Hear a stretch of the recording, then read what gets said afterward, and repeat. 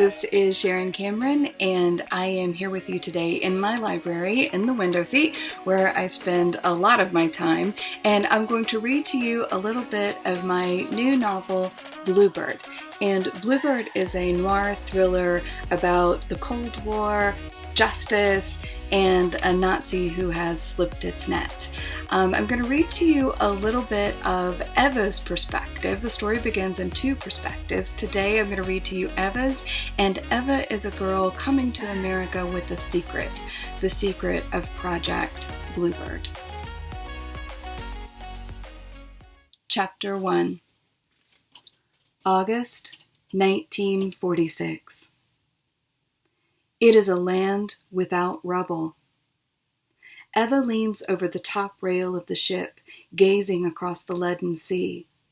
And there are no piles of charred stone, no smoking pits or chunks of broken concrete, just walls, a city of them, whole and strong-looking, rising brick by solid brick. Beautiful, unbombed buildings floating in a bank of gray and sooty fog. This is a new world now. That's what they'd told her. The old world is ash, burnt like paper in the fire winds of Berlin. Sometimes, Eva thinks, people tell you lies. There's supposed to be a statue, but she can't find it in the mist. Up onto the first rung of the rail, and Eva leans out again, hands free, knees braced against the metal, hooked in place by her shoe heels. She can see the tops of heads and hats on the lower deck, water churning into foam far below them, and the city spreads, bigger, closer, anchored to the moving horizon. She closes her eyes, lets the wind snatch her hair, slap her cheeks. It's like driving fast with the windows down, like diving off a cliff. It feels a little like flying. When she opens her eyes again, the city is lost to the fog bank, and an island has taken its place. She can see children down there, playing in the haze, jumping up and down on a seawall built to keep them from falling into the harbor. The children are fascinating. These children don't know about unexploded grenades or teetering walls that collapse when climbed, and no one here is going to shoot them for their shoes. She'd forgotten there could be children like that. The barest brush of a moth wing, and Bridget is beside her.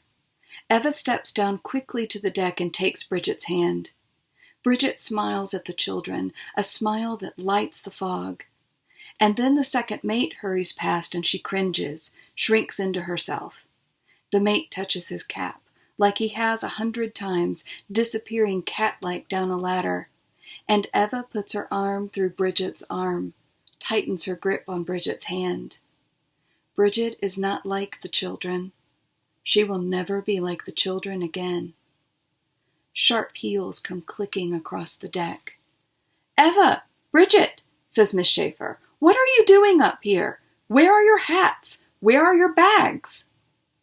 "Our suitcases are in the cabin, Miss Schaefer," Eva replies. Her English is careful, correct, but she doesn't understand Miss Schaefer's use of the word bag. The suitcases they were given do not even resemble a sack. It's hard to know what Bridget understands because Bridget does not speak. But she must have learned a little English because Eva sees her hand dart suddenly to her head, as if surprised not to find a hat there. "Well, hurry, please," Miss Schaefer fusses. She has a clipboard clutched to her chest, a badge with an 8-pointed black and red starburst sewn onto her sleeve. "We couldn't have you greeting America with bare heads. It would be indecent." Indecent, Eva thinks. The opposite of decent, which means nice, civilized. She'd known many indecent people in her life, and most of them had been wearing their hats. To read more, please pick up a copy of Bluebird.